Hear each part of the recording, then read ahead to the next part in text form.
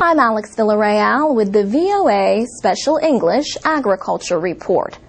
Farmers know that if you reduce harmful insects and diseases in your crops, you have a chance for a better harvest. Today, many farmers and experts praise Integrated Pest Management, or IPM. IPM is a series of choices and methods to control insects, diseases, and fungi.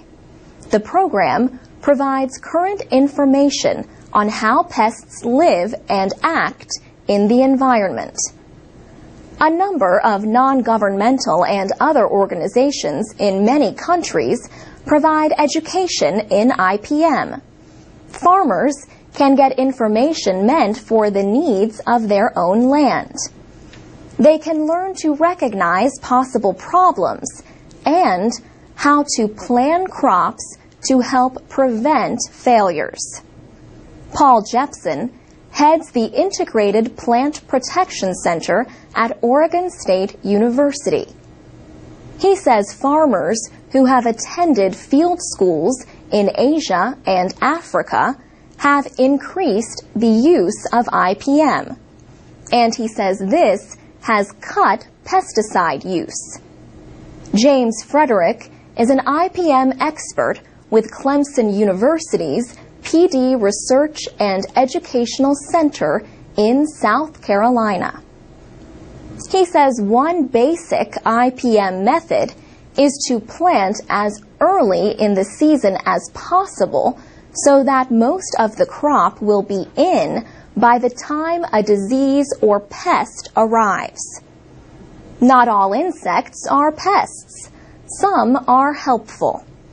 IPM programs help farmers learn to identify different kinds. Another IPM method is rotating crops. Farmers do not plant the same crop season after season in the same soil. Instead, they may plant corn one season, soybeans the next, then corn again. Brenda Vandermeer is also with Clemson University. She says farmers should not endlessly work the same soil without putting back some organic matter.